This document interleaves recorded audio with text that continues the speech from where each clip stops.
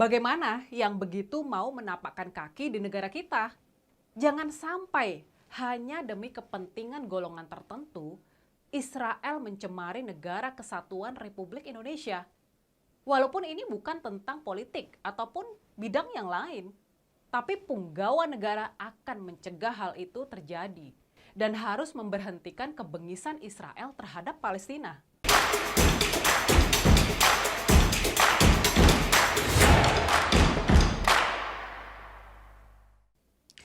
Kejam dan tidak manusiawi adalah kalimat yang cocok untuk sebuah peristiwa perang.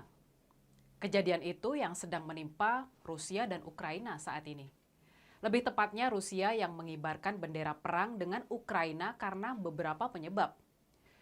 Pada tahun 2022, salah satu penyebab war antara kedua negara itu karena kedekatan Ukraina dengan blok barat. Sedangkan sebelumnya, tepatnya tahun 2014, war antara kedua negara itu bermula dari Rusia yang mengambil alih wilayah Crimea karena terjadi kekosongan kekuasaan di Ukraina waktu itu. Rusia mendapatkan kecaman dari dunia internasional karena kekejaman mereka yang menghujani Ukraina dengan berbagai serangan. Perang besar yang terjadi antara Rusia dan Ukraina berbuntut panjang hingga mengundang simpatisan dari negara-negara lain di dunia. Ramai-ramai meminta Rusia diboikot di segala lini, termasuk di sepak bola. Hingga pada akhirnya, FIFA menjatuhkan sanksi kepada Rusia berupa larangan untuk tampil di berbagai ajang internasional, termasuk larangan terhadap keikutsertaan Rusia dalam Piala Dunia Usia 20 2022. Hal serupa juga yang sedang terjadi antara Israel dan Palestina. Penindasan dan berbagai tindakan tidak manusiawi yang dilakukan Israel kepada Palestina bukan sekedar perang aja, tapi sudah masuk kategori penjajahan. Indonesia menjadi salah satu negara saudara dari Palestina. Bantuan demi bantuan tersalur di sana, baik atas nama pemerintahan, swasta, maupun personal. Itu semua dilakukan dengan rasa kemanusiaan kita yang tidak mungkin membiarkan warga Palestina disiksa oleh Israel. Sesuai dengan apa yang telah ditegaskan oleh Presiden pertama kita, Soekarno, yang menitipkan pesan kepada rakyat Indonesia untuk terus membela Palestina dalam memperjuangkan kemerdekaan negara mereka. Maka pesan itu harus ditunaikan untuk menjaga perdamaian. Hal itu yang kini sedang diupayakan pemerintah ketika Israel akan mendarat di negara kita. Pemerintah dengan tegas menolak kehadiran Israel dalam perhelatan Piala Dunia U20 yang diselenggarakan di Indonesia. Bukan hanya pemerintah saja, namun barisan kader dalam PDIP pun juga menyuarakan penolakan agar negara kita jauh dari masalah negara penjajah Palestina itu. Mereka tahu bagaimana perjuangan Bung Karno yang menolak mentah-mentah Israel karena kebengisannya dalam menindas Palestina. Komitmen Soekarno terhadap Palestina itu kembali diputar oleh Ganjar Pranowo. Entah itu yang disuarakan dalam Konferensi Asia Afrika, Gerakan Non-Blok, dan maupun dalam Conference of the New Emerging Forces. Sebagai kepala daerah, Ganjar tentu menyuarakan dukungan kepada pemerintah untuk menolak Israel. Dalam penuturannya, ia berharap penyelenggaraan Piala Dunia U20 bisa dilakukan tanpa mengorbankan komitmen panjang negara kita dalam mewujudkan Palestina merdeka. Itu semua dilakukan juga demi kebaikan negara dan upaya untuk tetap menjaga kedamaian sosial politik di dalam negeri.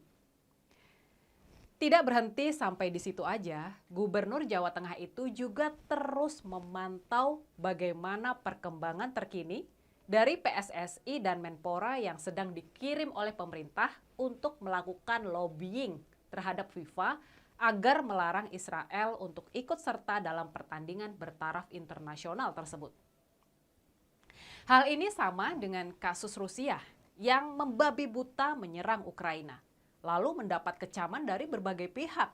hingga mendesak FIFA untuk memberi pelajaran kepada Rusia dengan memboikot negara beruang merah itu dari semua ajang sepak bola dunia.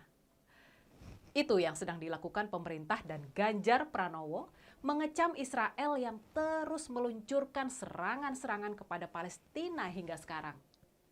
Semua tidak luput dari pengamatan Ganjar. Betapa mirisnya hidup warga Palestina. Kebebasan hidup mereka sudah dirampas.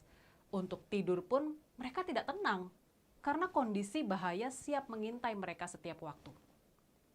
Bahkan Ganjar juga pernah mendapati rumah sakit Indonesia di Palestina yang sudah jadi target serangan dari Israel.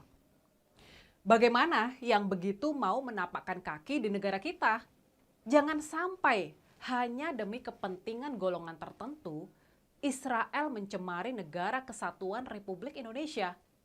Walaupun ini bukan tentang politik ataupun bidang yang lain, tapi punggawa negara akan mencegah hal itu terjadi dan harus memberhentikan kebengisan Israel terhadap Palestina.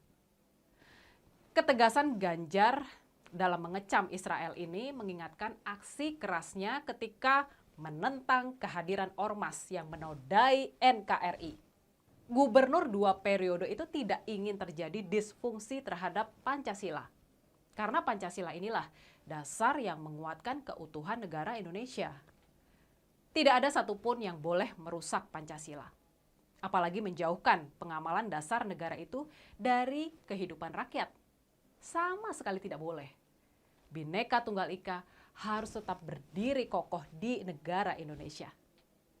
Kalau bukan para pemimpin seperti Ganjar dan Jokowi yang mengomandoi untuk menentang aksi jahat kaum radikal, terus siapa lagi?